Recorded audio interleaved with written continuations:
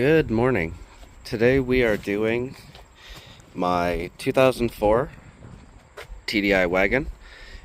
Yesterday I found out that my water pump went by the big spot of water out there on the street.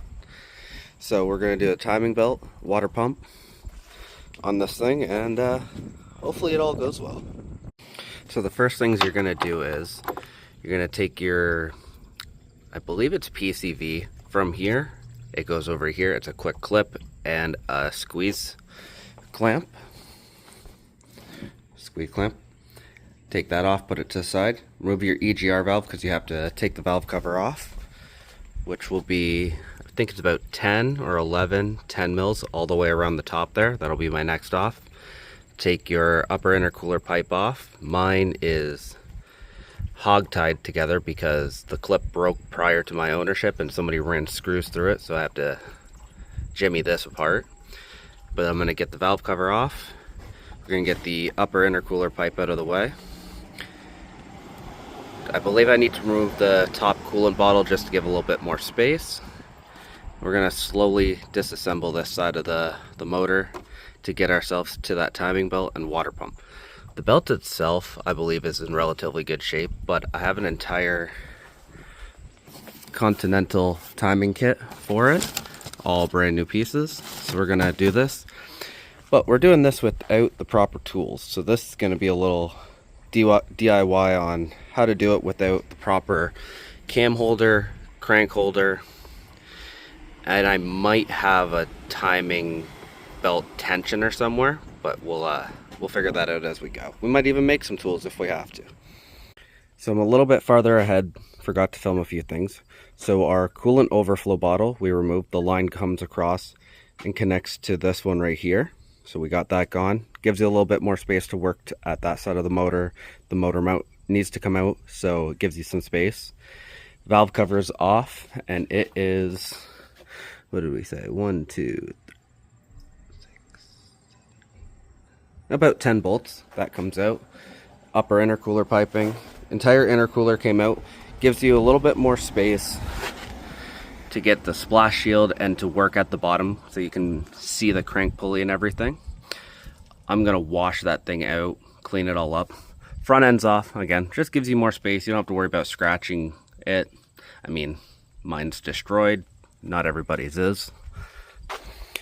But next we're going to work at getting this engine mount out. So I've got the jack propping up and just taking the weight off the motor, because we're going to remove all that. And I'll show at the end how to properly align your motor mounts, because currently you can see how angled that is. That is not proper. This should be straight. There's a whole technique to it. I'll go over it on the reinstall.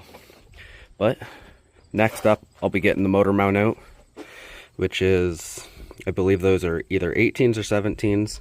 You got to get the piece off the side of the block as well, which requires all that being gone down there. And I'll be back in a few minutes. Okay, so to get your full engine mount out, you have a 13 and a 13 right there. You have a 16 and a 16, and then your power steering reservoir is held there by a 5 mil Allen. And that'll come up and out of place once it's all there. You need to take your serpentine belt off as well. I forgot to mention that. I took the tensioner out of place just to give me space around the timing belt. It's held on by 3/13. I used a vice grip to pull back on the right here. I put a vice grip around here, twisted it back, put an Allen key through so it stays tension. Take your 3/13s out, and then your tensioner is out. Now I'm going to get that whole motor mount out of place, pull the crank pulley, which I believe the crank pulley is 4 6 mil Allens or 7 mil Allens, but it's those 4 Allens, and then you got to pop the crank pulley off. It will be tight, so it'll take a little bit to get it off there, but be gentle, because if you damage it, you're going to have to buy a new one. These things are rubber and liquid filled, if I'm not mistaken. And then we'll get to getting this motor to top dead center so that we can start taking the timing apart. Okay, now with the motor mount from the chassis side off, we have to get this part of the engine side off. In there, you'll see there's also one right here, and I believe those are the only two, maybe one just a little bit lower down in that one. I believe they're 14s. You'll just have to double check with yours. I've had 3 TDIs and they've all been completely different. Same with a lot of this hardware. My last TDI, these ones were also 18, the same with these. So just double check your hardware. Sometimes people change them, but we're gonna get that piece off. Got the crank pulley off. We're gonna have to remove that 10 mil, that 10 mil. There's another one roughly right there, and I believe one on this side as well to get that lower timing case cover off. And then we're gonna get this thing to top dead center as best as we can, and we're gonna somehow lock this cam into place. I'm not sure how I'm gonna go about it just yet. I don't have the flat bar that normally goes back there. We also need to find a pin because there is a hole somewhere, I think it's this one, that we need to lock the inner part to the other inner piece as well, so that we can retime it. Keep a close eye of how you have your 3 bolts here. As you can see, I have a very little gap on either side. I have messed with my static timing, get a little bit better mileage, a little bit better power, because as you change that, changes where not only your valves open up, but where your injectors get primed up as well, because they are run off the cam. So make sure you get a good look at that. It will more than likely change, but because how this comes apart, this whole setup is usually loose, at least on the ALH. This is new to me. I do believe it'll be the same, where you'll knock it off, the cam will stay there, you'll get the timing belt up and around, and you'll tension it, and then you'll tighten this big 18 in the middle, because it will center the timing, the cam, and the crank in one go. But having a good reference of where these were to begin with will get you in the ballpark when you go to fire it back up. So to get this thing to top dead center, I got the air box out of the way. You got 2 10 mils, one over there, one over there. Super simple. Unplug your MAF. So you see my light here is pointing at this opening. And right on that tooth, you can see there's a nice little line. And then right at the top center of that hole is a little notch. That is top dead center of your engine. That's should be, if I'm not mistaken, cylinder 1, top dead center. I used that when I did my last ALH. Came out perfect. So we're going to use that again, because that is top dead center. That's how Volkswagen determines top dead center, off your dual mass flywheel to the top of your bell housing. It'll work almost every time. We might also have to remove our tandem pump air pump setup right here, because there's a flat on the back of your camshaft. And now the ALH, everything I found for this doesn't show it, but the ALH, and I'm gonna attempt it for this one, with the flat on the back of there, it should be dead level with the top of your cylinder head. The ALHs have a plate that'll have, essentially, it's 3 fingers, 2 that'll go either side with a cut on it. So you stick it in there, and it essentially locks your cam from turning one way or the other. I've seen people give it an ever so slight twist and shit just to change your static timing different from your cam or your cam gear. No idea why they do that. It might be a huge performance thing. In stock, make sure that that cam flat is flat to the top edge of your cylinder head. We're gonna take this piece off and see if it's the same. If it's the same, that's gonna help us, because that one down there is essentially our crank at top dead center, which, if we come around here, there is, mine's been done before. So there is a white notch here. And at everything that I've seen, the white notch is essentially on the very side of that hole. So if you use the proper, there's a tool that goes in here that clips, and it'll have a little arrow that points here. As you can see, we are very much in line. So the crank is top dead center. What I did was pair of bolts in here, screwdriver to hold this side because it's a non-LSD, and I just grabbed this wheel. I'm a manual, so it's in 5th gear. Grabbed this wheel and just kept moving it until I saw that little notch come up. Now we're about as centered as we can be on it visually. If you're off a hair one way or the other, you will notice it with the belt. What you're gonna try to do is just keep that one in line. We're gonna, like I said, check the cam, keep the cam in line. As long as everything stays in line, you've got a very easy chance of keeping your timing within spec. If you have an ALH, you're gonna have the injection pump over here. You also have to make sure that that is in time. I don't have one, I can't go over it with you guys. Lots of videos out there for that one, lots of information on the internet. This one's a little bit harder, I found, or a little bit harder to find a lot of good information for. So here's my video of at least trying to help everybody else. I also noticed while inspecting everything to get it in time, while taking things apart, my engine mount, 2 of the bolts were completely loose, which means, I mean, with 400,000, this should be, I believe, the 5th timing belt, maybe the 4th a little late, depending on how often or how up to keep everybody else prior to me owned this. I bought it at about 390, we just hit 400. I was gonna do it right about now anyway, but like I said earlier, that fucking water pump down there gave up. But while doing this, I noticed that my timing belt tensioner is not in line. So with this little notch, there's an arrow right here on the tensioner. That arrow should actually be in the center of this notch, and that's in time. That means that my belt is pushed the wrong way, which could cause a few problems, which might be my lack of power. It might not cause any problems and it's fine.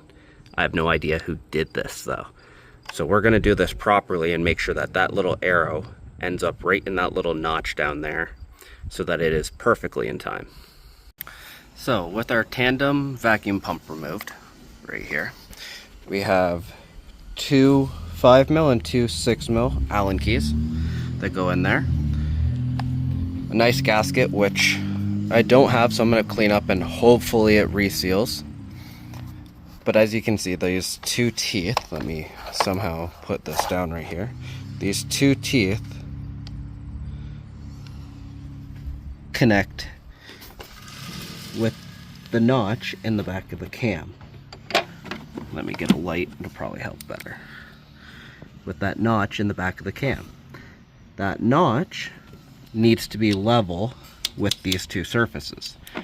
Now, you can take a piece of 1/4-inch plate, cut yourself a notch to go around either corner and set it flat on here, and that will keep your cam in place. That's how ALHs are done.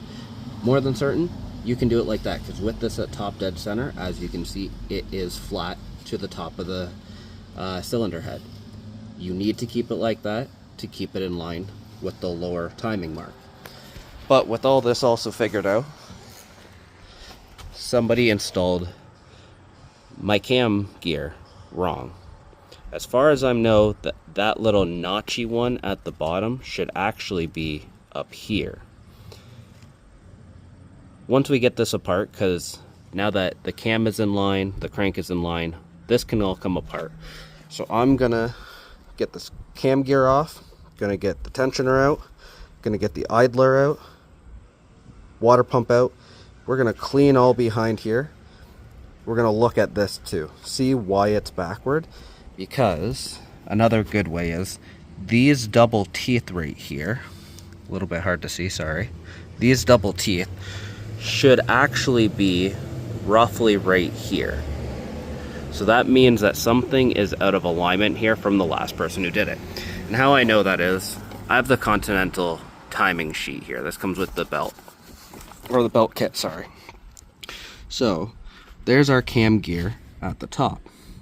As you can see, the little teeth are not where the little teeth should be. the two markings on that picture are not where they're supposed to be. It shows it should be somewhere around here. So that tells me that somebody did this and they didn't do it fully right, because even where my pin is in the wrong location. So after staring at a bunch of things, I realized why this cam gear seemed out of place, and it's my own stupid fault for not truly checking as I went. So this is cylinder 3 timing marks, cylinder 4, cylinder 1. Cylinder 3 does have both cam lobes pointing up. We're top dead center, top dead center. It's still gonna work, but I do suggest when you do this, make sure you're on cylinder 1. You can do it on any cylinder as long as you keep everything in time, which I have been. My cam's still flat, my crank's still where it's supposed to be. We're top dead center on this cylinder. Is it gonna make a big difference? Probably not. Got the new idler in, new tensioner, new water pump, just got it bolted up.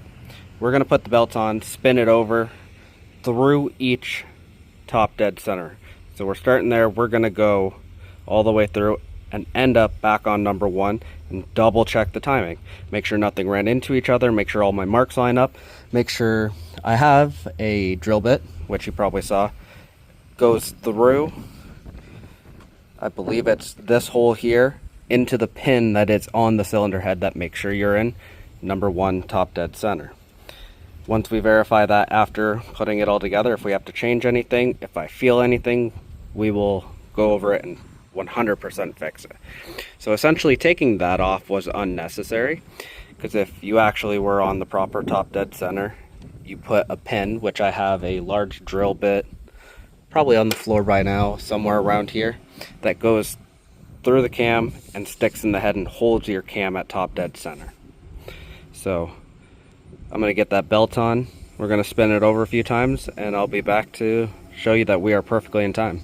So after spinning it over, now my 2 cam lobes for number 1 are top dead center. I can't get my drill bit that does fit into the head all the way through. So with the light on,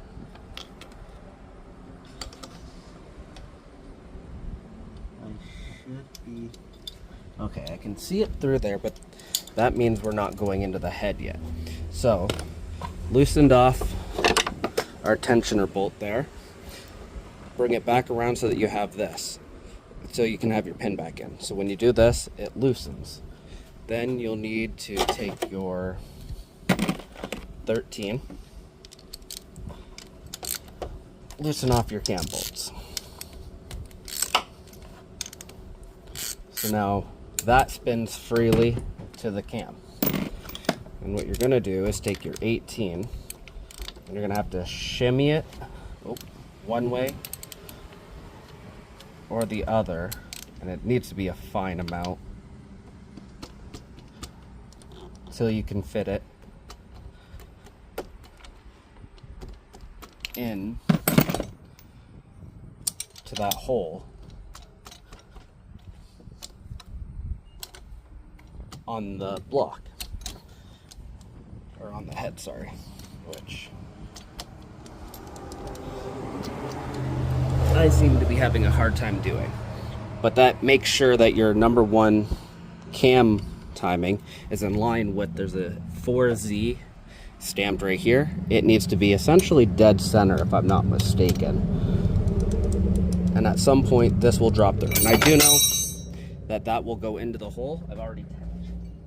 I've already checked that it does go into the hole on the head, so now we just got to make sure that we can get them all lined up.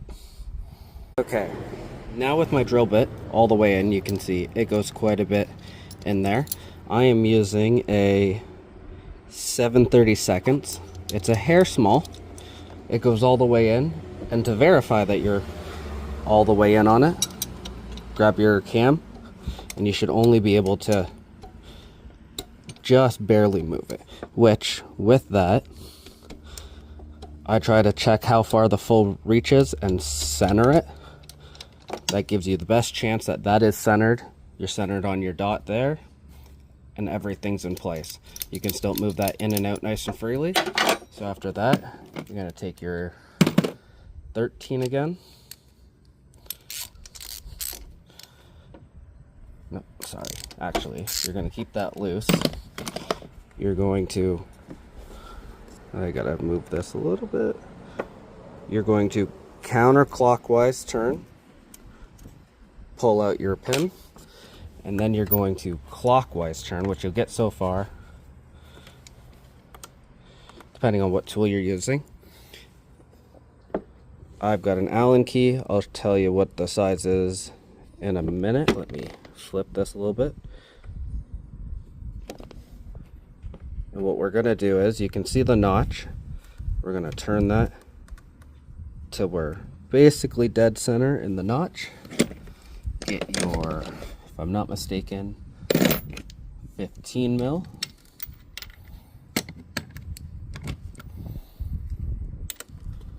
And then,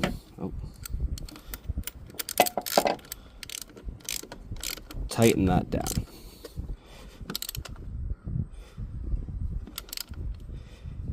Now it's 15 foot-pounds and a quarter turn. I'll do that in a minute, but it's nice and snug so it doesn't move. And now you're in. The Allen key I used is a 6 mil. I don't know if it'll show up, a 6 mil. Fits in there. You can also use the 2-prong tool to move it the proper way, but this works out just as good. So now that everything is retimed up there, we're going to retighten our 313 mils on there, but I'm going to double check my crank. Crank was on par. Cylinder head's on par. That means we are perfectly timed. Take our 13 and tighten it down.